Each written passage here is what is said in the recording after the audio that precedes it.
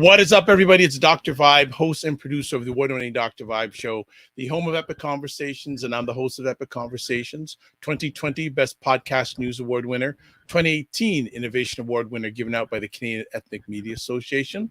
I also co-host and co-produce the only online show in the world for dads and fathers that is sponsored by Dove Men Plus Care. And as always, I like to say you're blessed, highly favored, a magnet for miracles, and a solution for someone's problem. And one other thing I want to make point of, you know what? I'm going to go off camera just a minute because I can't stand this background. So you can still hear me, but my background is doing funky stuff on me. So let's do that.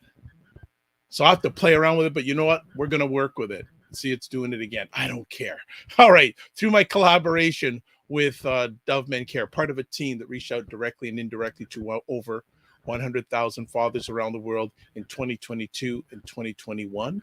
And as always, I'd like to say you're blessed, highly favored, a magnet for miracles, and a solution for someone's problem. So let's get some housekeeping done. Wherever you're watching this, but particularly on YouTube. If you're watching on YouTube, press the subscribe and press the notification, and especially the notification, because when you press the notification button, it'll tell you when more epic conversations are coming up on the Dr. Vibe Show. You can also like us on YouTube or whatever platform you're watching us on. Subscribe. That's appreciated and not taken for granted. So as we get that housekeeping out of the way, I love new friends. I love old friends. This young man I met a while back. I actually didn't even take a look on when I first had conversations with him, but I can say a little bit I knew him when. I know the people he's meeting now probably not have heard about him, but I knew him a little bit when, and he's always wanted to come and share and add positive value, especially in the area of social justice, to our platform. So Joan's name is Matthew Solomon, but he's coming with a specific purpose today. And I remember a few years ago, he told me he was going to do this documentary, this, that, other thing. And then eventually I saw he was doing it. And then he reached out to me for a member of my, I like to say, constellation, to help to his film, his documentary. He's done that. So let's give a little background here. Worldwide protests following the 2020 murder of George Floyd included calls to defund or abolish the police until a sharp rise in crime gave politicians and police supporters the fuel they needed to suppress the movement. Unfortunately, a detailed conversation about transforming public safety was never had. In his film, Reimagining Safety, 10 experts discuss how policing and incarceration create more harm than good, why the system persists, and what changes can be made to make everyone, and I want to underline that, everyone safe. So what we're going to do first is, crossing my fingers, technical wise, we're going to show a little bit of the trailer to this epic little thing. So let's make sure we can make this happen. Our screen is up. Here we go.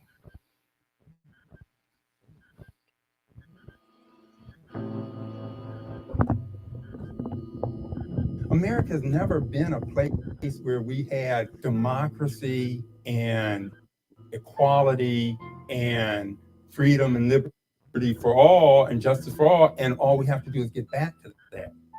Race in this country has never really been removed from the political dialogue. Because we won't reckon with our past, because we will let older people say, oh, that's so old, and let's not talk about that anymore. Slavery was so long ago. We haven't had it for 200 years. Not realizing that we never reckoned, we never repaired any of it at all. Police are violence workers. We've been sold this false choice of policing or nothing, which has been used to terrorize people into accepting policing when there's a whole long list of things that they would rather have that they know would help address the problems in their communities. When we say abolish the police, we are saying we do not want policing as we know it to exist anymore. What people don't realize when we're talking about abolition is that we're really talking about the fact that we want you to be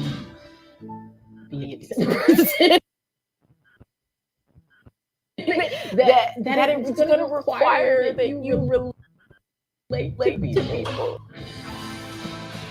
We created a report, and it's called Defunding the Police, Finding the Way Forward for HR. Like the myth is that we need all these people in jail all day, be running around the streets, and that's not true. So I really try to shift us to believe that defunding is radical, to recognizing that what is actually radical is investing billions of dollars into policing.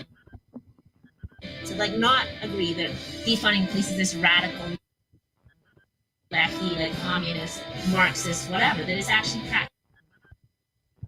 It's good social policy, it makes sense, and here's a roadmap to it. This is not some kind of abstract utopian envisioning. This is a very practical, programmatic intervention. When you begin to think differently and you begin to look at people through the eyes of the humanity in all of us and sort of that love for humankind, your thinking and your approach to the work starts to be very, very different. All right.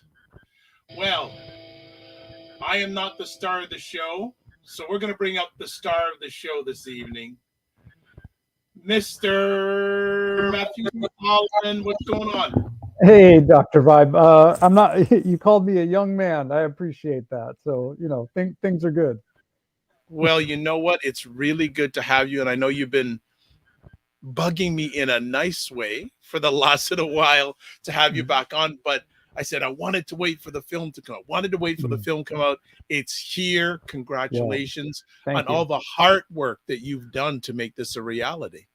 Yeah, thank you. And you connected me with Dr. L. Jones, who was a big part of the documentary, and so I thank you for your support, not just in the years we've known each other, but in helping with a really integral part of the film and telling the story, for what's possible. Okay. Well, you and I have known each other digitally for a little while, but there are probably a lot of people that are going to be watching this live on the replay have never heard of you. Mm-hmm.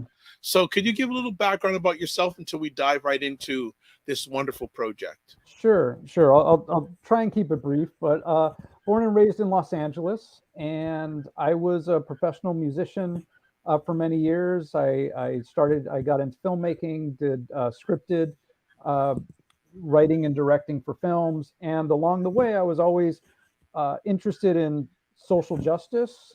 I studied music in college the first time around, but was also taking sociology classes and learning about systemic racism and the disproportionate rates of policing in Black and Brown communities during the LA riots and the Rodney King beating and the O.J. Simpson trial. And so I had that background.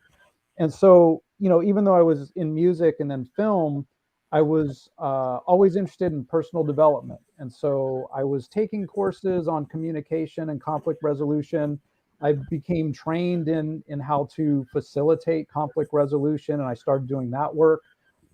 In 2000, I think it was 18, I believe, I wrote a book on Me Too movement and to help men understand what was happening. And that's when you and I first connected.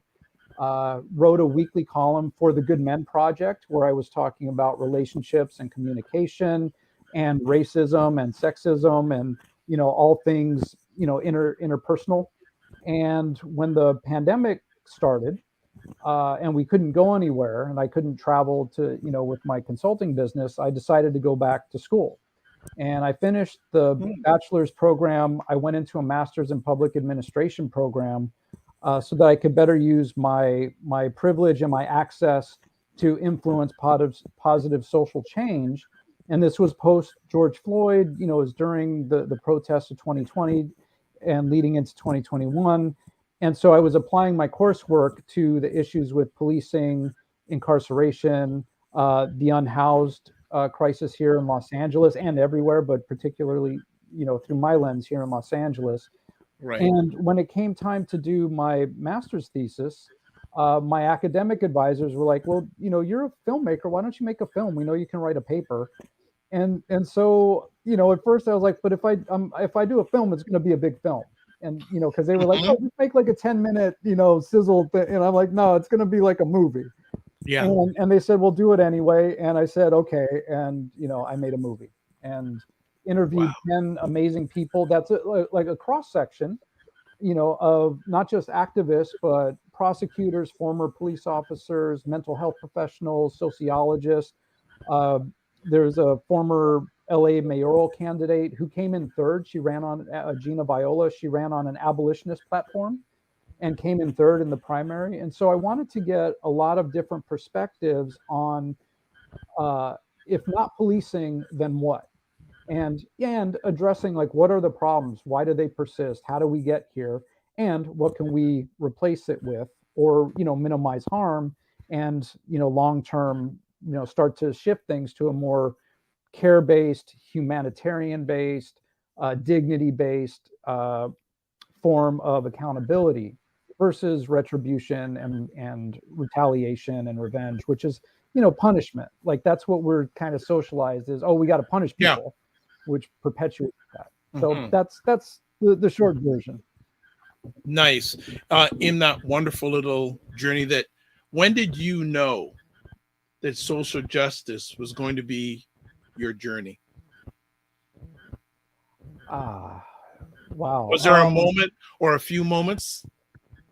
I never really thought of it as my journey. I still don't know that it's, well, I mean, I guess it is my journey at this point. Oh, you did a film about it, so it's got to be part of it at least. I mean, when Trayvon Martin was murdered and the Black Lives Matter movement started, and for me it was like, wow, we did this with Rodney King, and we've been through, and then the protest started, and then there was all the pushback on the protests, and I was like, wait, we did this in the 60s with the civil rights movement. And and I remember there was some meme about, or a tweet, somebody tweeted like, we're failing an open note test. We've done this already. Wow. Wow. I think that's kind of when it really took me in that direction. I would interact with people on, Facebook or whatever, who were criticizing the Black Lives Matter movement or trying to say, well, racism doesn't exist. That was just a one-off thing. And then, like people kept getting murdered. And there was a whole thing in my own development about understanding people have their lived experiences. Like we all live our life through filters based on where we grew up, who we grew up with, the color of our skin, our religion, so many different factors. And if we can understand another person's lived experience, then we can actually like work towards something together. But there's such a denial, and the more I do as a student of anti-racism, the more I'm doing my own work in decolonization, the more I see how that resistance, especially in white communities, especially, like is really dug in. It can be a hard thing to crack through, and there are a lot of us who are like very, adamantly doing the work and working towards, something better, a transformed world. But yeah, I would say probably Trayvon Martin was a big, initiating moment for me. Okay. You mentioned your professor said, why don't you do a film? What was your reaction when they said that? I mean, I think, part of me was like, yeah, I do want to do that. I just need to be talked into it a little bit. And I knew that it was going to be an undertaking. I knew, because I knew I could write a paper. Sure. And I knew that if I did a film, it was going to be, and I said this to my professor, I was like, look, it's going to be a lot more involved if I do a film. And it just, yeah, that was the way to go. And I just needed a little coaxing, Push. you know. Yeah. When you shared this vision with your close friends and associates, did anyone give you any pushback? No, I didn't. I kept it kind of quiet, honestly. You know, Okay. my dad, so when the pandemic started, beginning of the pandemic, my mom and my uncle, my dad's brother, both passed away within 5 days of each other. Oh, my condolences. Yeah, Oh my thank you. gosh. And so I moved, my kids and myself in with my dad in March, well, officially May, but basically March 2020. And and that's when I went back to school. So he saw what I was working on. He knew what I was doing. My girlfriend knew, she is very supportive, knew what I was doing. A couple friends knew what was up, but because I also, I did it all myself. Yeah. I did the interviews. I filmed everything. I filmed it, my iPhone. I got a second iPhone so I could have two cameras. I recorded the sound. I did the, my edit. I have, an editor now who's adding graphics and enhancing things and that, stuff beyond my expertise, but I did it all myself, and so, it was very low key. And I remember being on vacation with my sister and her kids and, my kids and my dad, and I was editing with headphones on my computer. And nobody was really asking me what are you doing? Except my youngest niece was like, Uncle, what are you doing? And I was like, oh, I'm editing a film. And so that was, 2-minute conversation, but nobody really knew what was going on. I don't think, except my dad and my girlfriend and a couple friends. Sure. What was involved in choosing the people that you have featured in your film? Yeah. Why them? Did you know all of them? Like, obviously, when I introduced you to Dr. L. Jones, you had never met her before. No. Was that the case with most of the 10 people, or did you have relationships with them? Nikki Black, I'm in a community with, and so I know her. She's a sociologist, born and raised in Inglewood. She's also an award-winning slam poet. Actually, just L. Jones is an award-winning L. Jones, poet. yeah, exactly. Also. So that was wow, there's some really cool people involved. So Nikki, I knew. Alex Vitale wrote a book called End of Policing. And I had cited his book, and then there were a couple of academic papers that he wrote that were in journals that I had cited. And so I reached out to him, hoping he'd be open for an interview. And I'm in LA, he's in Brooklyn. And he was like, yeah, sure, let's do it. And so we talked. And then he said, oh, you should talk to Jody Armour. He's in LA. And Jody Armour is a USC law professor. And into art and how art and activism go hand in hand, and is a criminologist. And so interviewed him. He connected me with George Gascón, who's the LA County District Attorney.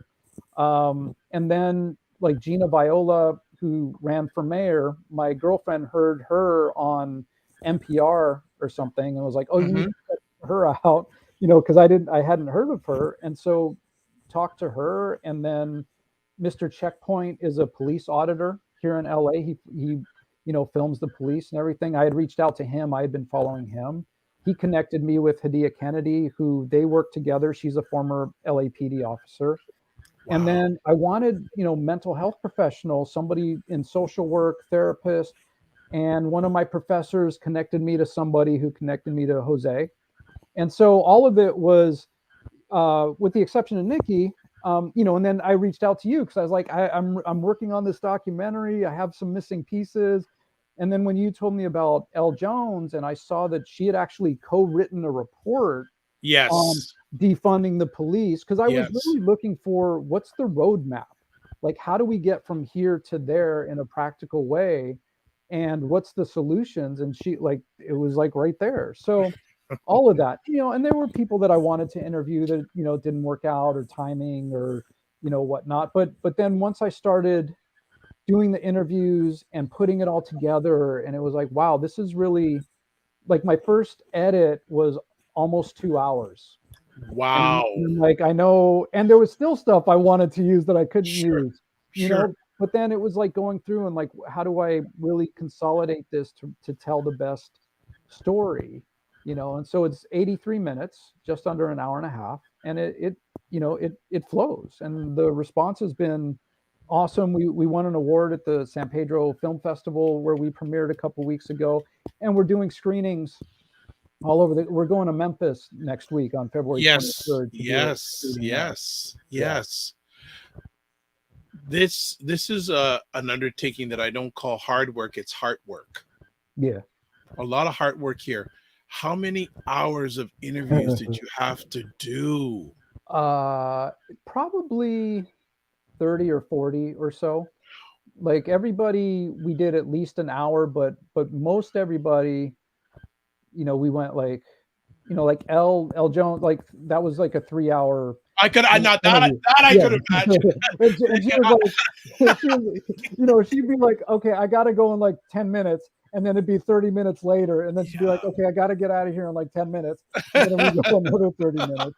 Well, no, Matthew, I got to say, I was so happy that I was able to introduce you to help, because I said, Matthew better be ready. Like, I know he's seen her on screen, but in real time screen context. So I'm sure that could have been a documentary in itself. Oh, yeah. I mean, her stuff was really hard to edit because it was just like, there was so much really great information, you know, and she doesn't take a lot of breaths either. So no, not at all. And like brilliant, like her mind is incredible, you know. And I was just with everybody. I would leave the interviews and I would just be like so moved emotionally by how everybody shared so openly and you know, just I could, you know, it's like heart-centered, you know, everybody. And that's what I didn't know about abolition until I started interviewing, how it's really about, for me, it's about love. It's about care. If we really cared about each other, we would do things differently, and we can do things differently. It's just a matter of, do we want to? Really, you know, can we get past our limitations and how we've been socialized, you know, to really like say, okay, I care about humanity. I care about that person over there. And, you know, let's help each other. Wow. Jesus. I could imagine the stuff you left out. Yeah. But it's interesting, and you're reading my alleged mind.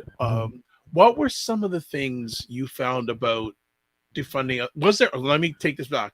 Was there anything you did not know or got new insight on about defunding the police through this journey of all these conversations? I think, you know, it's so like, you know, like you said in the introduction, that conversation never really got to happen. You know, it was a slogan. People were talking about, you know, defunding. We need to reduce the money that goes into the police from the perspective of, you know, they're hyper militarized with, you know, semi-automatics and tanks and all this armor, like military stuff. But it didn't, because of the media and the pushback and all the stuff that happens when there's, you know, progress made with, especially with Black liberation movements, you know, the blowback, it never got to, let's put that money into resources, because when communities are resourced, crime goes down drastically, and it's statistically shown, you know, like you can prove it. And so that was the thing that, one of the things that I was really looking for is, you know, what is the further step? Because we haven't been able to really have that conversation outside of the scholars who have written amazing books like Marianne Kaba and Angela Davis, you know, Patrice Cullors, who have written about abolition, you know, and as being in a master's program and looking for academic work, you know, in academic journals, there's not a lot of papers yet in academic journals. And so, you know, and then it's like, well, who do I cite and how can I cite this? And so, you know, I wanted to be able to provide that, and then provide this film as a resource as a visual representation where people can be like, oh, you want to know about like what defunding the police really means, or you want to learn about abolition or how we can do things differently, you should go watch this film. In the same way that 13th was like, you want to know why prisons are so screwed up and, modernized slavery and all that, you go watch 13th. So that was my intention, is to have this resource available. Good. I'm sure you learned something in each one of the conversations that you encountered. How much, doing this journey, this specific project, how much more passionate have you become about social justice? Oh, like way more. It's like once the veil is lifted, what one of the things also that came out of it, which ties into your question, is propaganda, and recognizing how so much content from the time I was born, about police has reinforced that we need the police. There's so much evil out there that even the cops, if they're evil, that's okay because that's what we need. And so, when I watch, there was that movie Cobra from the 80s with Sylvester Stallone. Yeah. And that was on like a month ago. And I was watching it, and literally every piece of dialogue is propaganda in support of, it doesn't matter if a police officer breaks the law because the criminal element is so evil. And I was just watching, my jaw drop. I was like, scene by scene, dialogue by dialogue. I'm the disease, you're the cure. From the loner lifestyle that he leads, that is because he's out there, fighting the fight. There's a scene where he kills somebody in a supermarket. And I'm sorry, I don't know if you can hear the. That's okay. That's all right. No worries. Yeah. So he kills a bad guy, quote bad guy in the supermarket, and a reporter gets in his face and he's like, "Who made you judge and jury?" And so Cobra drags him over to the stretcher of a person that the bad guy killed, and he's like, "Tell that to his family," And it's like every single thing in that movie. And then I'm thinking, all the Chips and Adam 12 and NYPD Blue and like all the cop shows and everything that just reinforced that. So, yeah, it's hard to watch those shows. It's hard to, have like, my kids and even, people that I know who aren't as immersed in it. Like there's that automatic, well, we need the police. We need them to be this big and this financed and this resourced and, have the tanks and all of that stuff, and it's so automatic. So that, it's become, yeah, I'm much like, I can't go back because I know too much. And I've spent time with law enforcement, back years ago. I participated in role-playing activities in the Sheriff's Department Academy. So, I would be a suspect or a victim. And so I got to see how they were trained. Sure. And the mindset and like the command and control, and you do what I tell you, or I'm going to, and at the time it seemed justified and it made sense. But now seeing it through a different lens, it's like, there's really nothing else. And so when the President of the United States in a State of the Union goes on TV and is like, we expect police to be therapists and social workers and this and that, and I'm like screaming like, no, we don't. And we don't expect them to because they're not trained that way. If we really expected them to be that way, we would train them to do those things. And we don't. We train them, I know I'm talking a lot, 60 hours of force training versus 8 hours of de-escalation. That's average in the country. And the de-escalation, Hadia Kennedy in the film talks about this. She's like, it's not really until the end where they actually have you interact with people in those role-playing scenarios. And then you go out on the street, and then your training officer is like, you need to be a hard charger and a badass and don't take shit from anybody. And, so it's that mindset and that the way that they're trained, aside from the whole history of policing, which is a whole other thing. It's interesting we're talking about this at this time because here in Toronto there is heavy debate because the budget is being discussed, and there's a lot of money more money being given to hire more policemen compared to community programs. Yeah.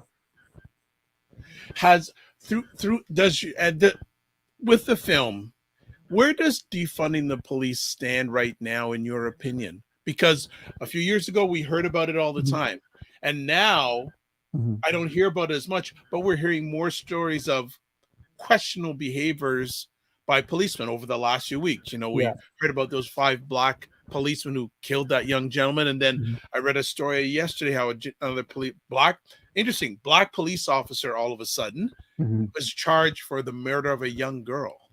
Yeah.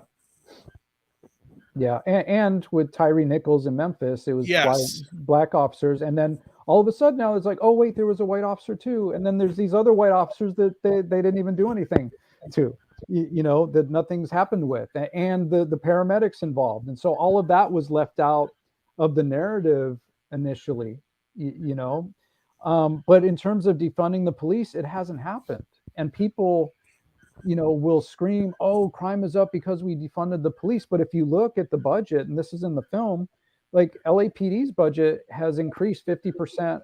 Gina Viola says this, increased 50% over the last 10 years. And you can see it in the graph. You know, it's like 3.2 billion last year. It's higher this year for LAPD. And then there's the sheriff's department, which is another 3 point something billion dollars. You know, so nobody's been defunded. The police haven't been defunded, and if anything, the slogan has become like critical race theory has become, you know, politicized, like wokeness has become politicized and twisted to not mean what it really means, and used against, you know, any movements for progress. Without giving away too much of the content of the film, what are some of I think I will call them your friends, because I think everyone has become a friend to you after this project. What are some of the concerns that the people you had conversations with have about the state of defunding police as we stand here in 2023, the middle of February? You know, all of them are doing the work in one way or another, and you know, it's interesting. A friend of mine is a new council person in the city of West Hollywood, and we're, you know, when I was working on the film, she asked me, you know, she's like, do you have hope still?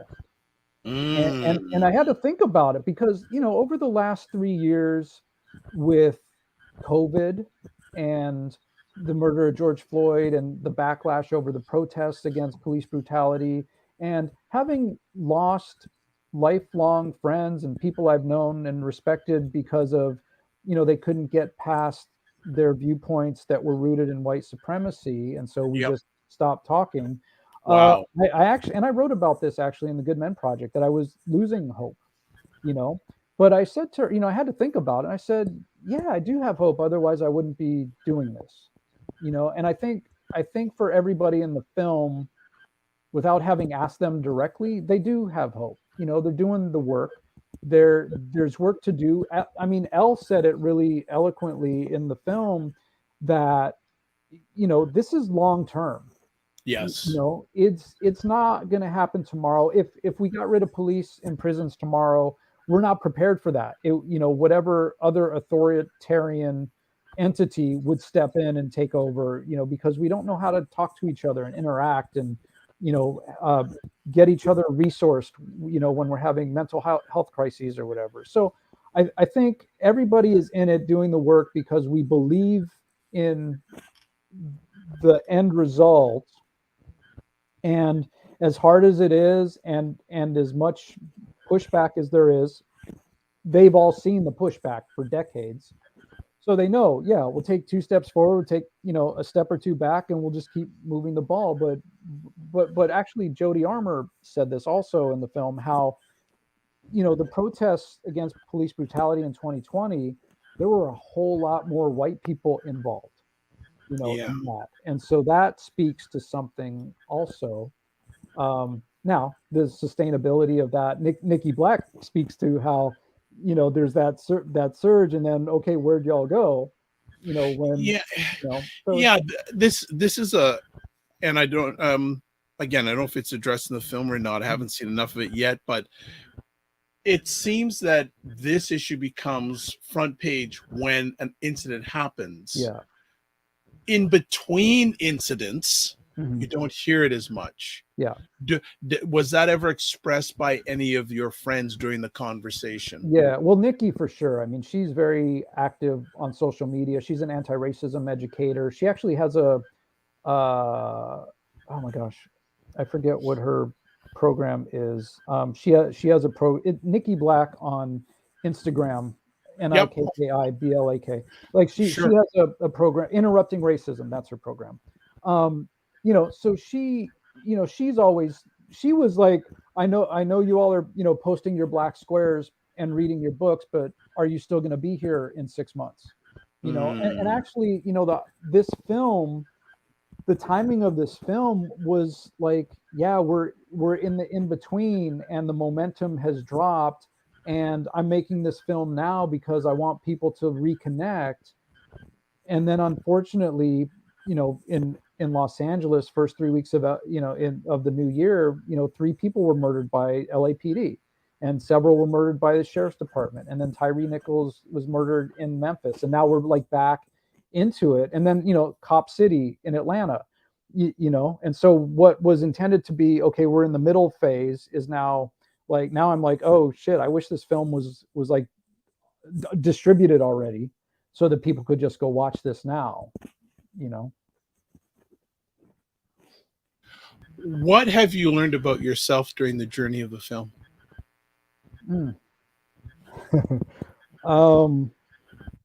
Well, I mean, I at the end of the day,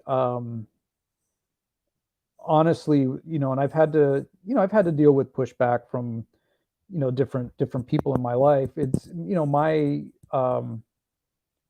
my care for people, and my desire for people to be taken care of outweighs, any desire to like fit in or be liked, and on a personal level, that's been a thing for me. Like I've wanted, people to like me or whatever through my life, but it's like, because somebody close to me when I did the film was like, why are you even like this?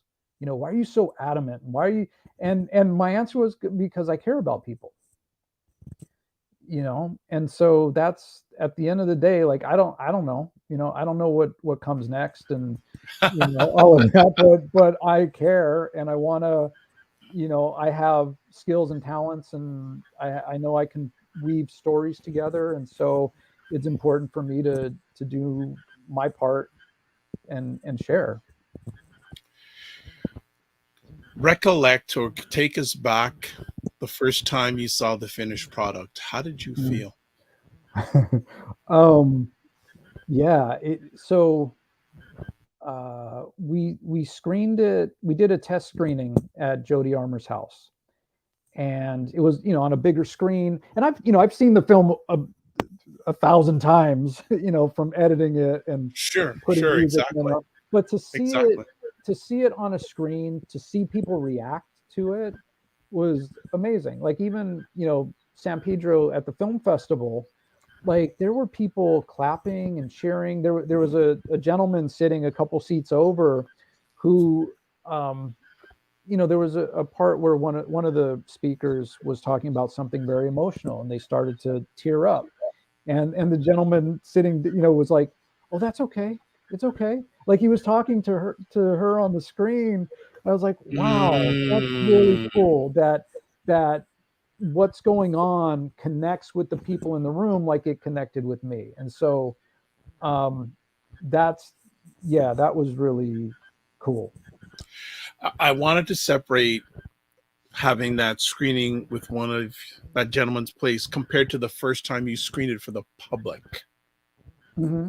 What was that feeling like, screening for the public and seeing your creation, your heart work, getting the response that it did. Yeah, I mean, it was, nerve-wracking leading up to it, and then once it's playing, it's yeah, I don't know, it's cool. I moved to tears. It's like I watched every interview on my laptop that I'm on right now, 13-inch, and inspired, but like doing the work. And then when I would see it on the screen and the stories being told and the everything being shared, I felt emotional. Like I got pulled in to what was happening. And so like I had joked with somebody. I was like, yeah, I've seen this movie 100 times. I'm still not bored of it. And then to have the emotional part on top of it, it's like, yeah, okay, this is good. And it's the people, it's the people in the film that really were generous with their time, with their history, with their passion, with their emotions, with their just like really opening up. That's what makes it really a great film. Stepping outside from being the filmmaker, like it's a really like moving film and inspiring. People are like, yeah, okay, cool, like we see how it can be. What do you want the viewer to get from watching this piece of work? That there's another way. There's a different way we can relate to one another. That how we've been socialized and programmed to relate to people that we think are quote criminal or dangerous is really not true. Like that's all created, and so what I really want is, for the activists who are in it, I want this to be, yeah, this is the film, go see this. For the people who are like on the edge of, I know things could be different, but I don't know what that's going to be. Like this could be a bridge to those conversations, so people see the movie and then get interested in Mariame Kaba and Angela Davis and Elle Jones and Nikki Black and Hawk Newsome and Jody Armour and Alex Vitale, and like start reading more and getting more involved. And for people who think this is all bullshit and we need more police and bigger budgets, to be like, oh, maybe there's something else here that we could look at differently, and so it's all part of that social change to leave the world better than when I came into it. Nice. What do you feel would be some good short-term solutions that you maybe from either yourself or you've heard from people in the film? You don't have to give away the whole film, but what do you feel are some good short-term solutions? I mean, just starting to see each other through different lenses, through lenses of care.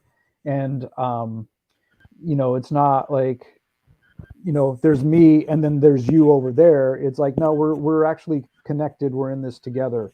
So it's more of a collectivist mindset than an individualist. So short term is for people to start thinking like, doing the internal work, like, why am I the way that I am? Why do I think this way? Why do I feel this way? Why do I think this about that person? Like I have this conversation with one of my kids all the time, because like we can be really quick to judge other people, but nobody ever is like, well, why do you think that? And what's making you think that way about that person? And what if you're wrong? So stuff like that, short term, just like really questioning why things are the way they are, and what might it look like if it was different. If, in your opinion, in order to make forward movement on this defunding the police area, how much do we have to advance our conversations about race? I mean, you can't have the conversation without having it, without talking about race. So, and that's, I mean, look at what's happening, in Florida, like, right now, where they're, the governor, is making it illegal basically to teach black history, black parts of history. Like, black history is American history. He's making it illegal to have African American studies, AP level African American studies, getting rid of books, that have anything to do with whatever he thinks wokeness is. So, policing and race, I mean, it goes hand in hand. L Jones, she talks about this, and in Canada, she talks about how, the black community and the indigenous community, are oftentimes, if I remember correctly, she's saying conflated, and so it's hard to get, different kinds of statistics, but it's all suppression and control and containment, and who has resources and who doesn't have resources, who doesn't deserve resources, like all of that, and then the police are in place to manage that. And so you can't have a conversation about I was going to say police reform, but reform, you can't, but you can't have any of those conversations without addressing the racial component, because it's just always there. See, that's where my concern is with moving this forward. If the race conversation, and America as divided as it is right now, one can't go without the other. The race thing has to come first, at least moving on that. Do you not think? Yeah. I mean, it's all absolutely. I mean, it's all intertwined, and I think not sure. Yeah, I agree. No problem. There's nothing to add. I agree. No problem. Let me ask, I know you probably had a lot of great moments when it came to this film. Share a special moment, whether it was in front or behind the camera. I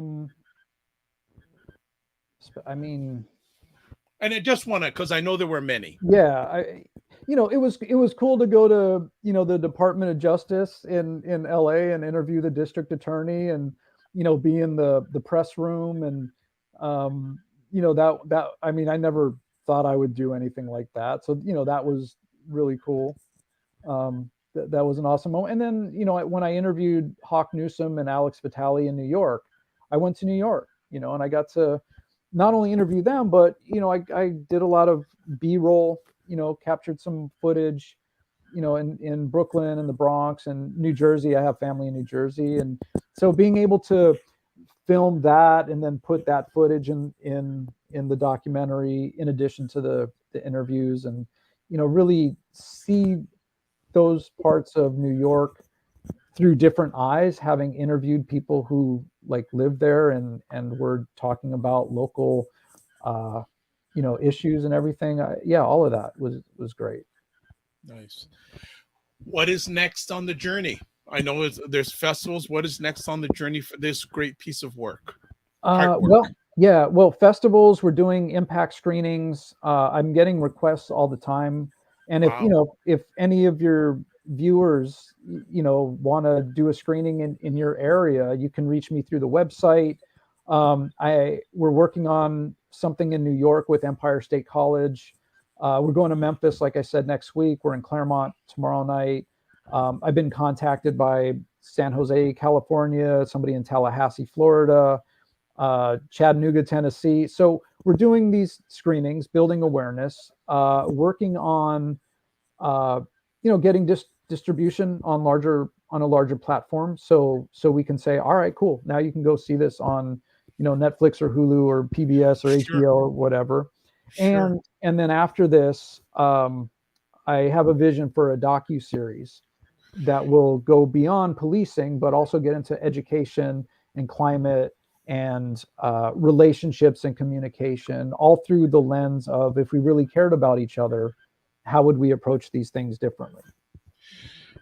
Well, I know that's going to come, and I already have people to share with you on the next steps.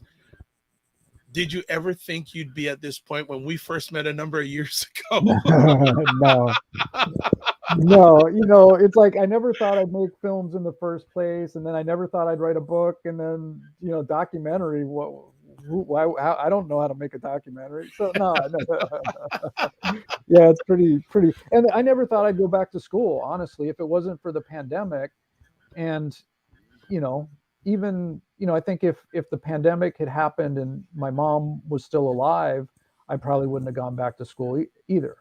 Wow. It's just everything just kind of weaves and changes. Right. You never know. And I've kind of learned to just go with it, at this point. Nice. No. Anything else you want to add to our family before we let you go? No, I love what you do, and I love the spirit that you bring to everything. And I value our connection, and I know we can Well, go. I think we're past connections. We're in the relationship phase. We have a relationship. Yeah, We have a relationship. Now, I just want to say, Matthew, I am so proud of you. Oh, thank you. Like I said, I'm probably, I can say this. I think I can say this. I knew you when. So when you reached out to me to say, hey, could you get in contact with L. Jones? I was humbled and honored. And then to see it actually come to fruition. And I know a little bit about you. I know where your heart is. Yeah. And you want to see the world a better place. And I think that I love to see that you are reaching a goal, dream, and desire. And that's not just for you, but through you. Yeah. So that I'm very happy to see this, to be part of this. You can always reach out to me. Yeah. It may take some time to finally make it happen, but but it's worth it.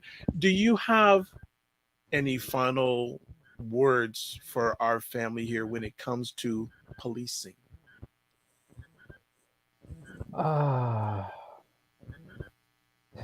Besides fuck the police. Okay. That's something you asked me, like how my views have changed. Like that's something that just kind of rolls off the tongue a lot faster now. I'm sure it did after speaking with Elle too. Yeah. Look, it's we're at the end of the day, we are on this journey together, whether we choose to acknowledge that or not. And this world,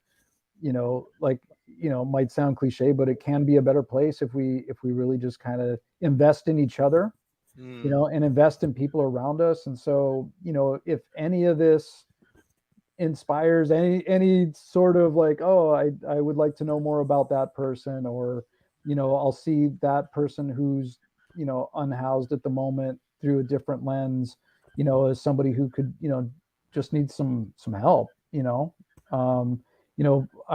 and for me, it's like, like not calling the police on every little thing or anything, even, that's shifted for me. That was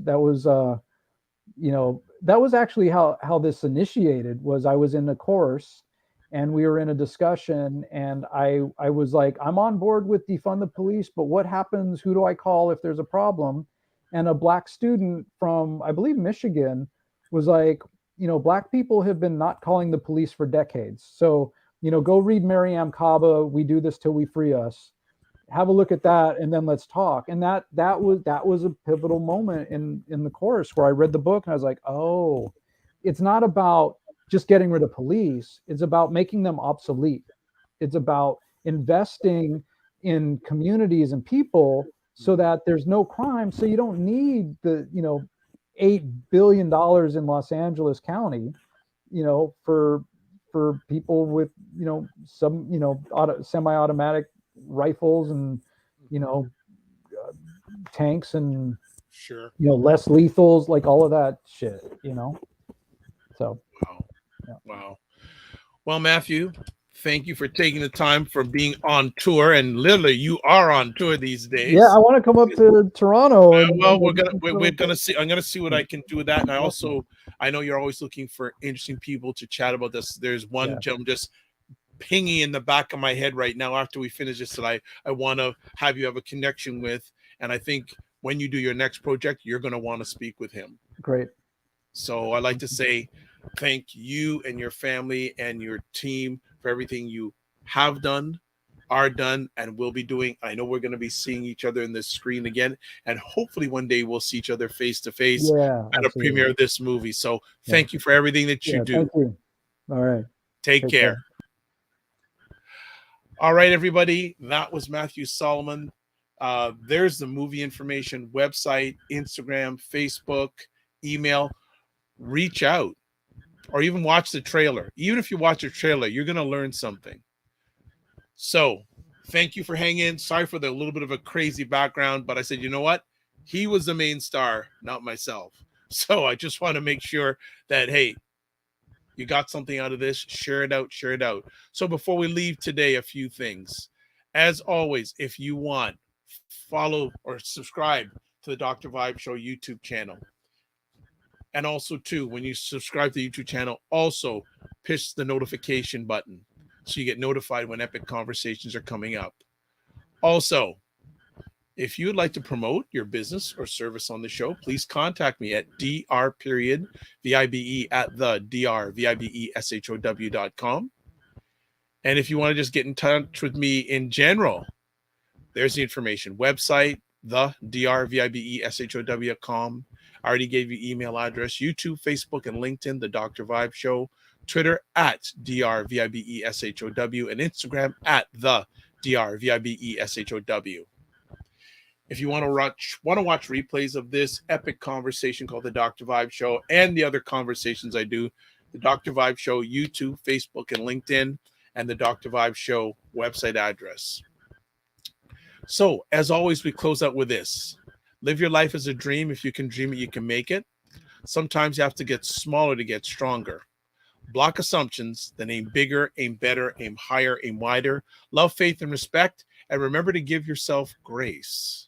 And don't just manage your time. Manage your energy. We'll see you on the highway.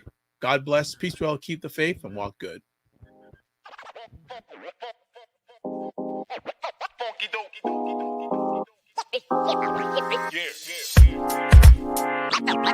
Listen.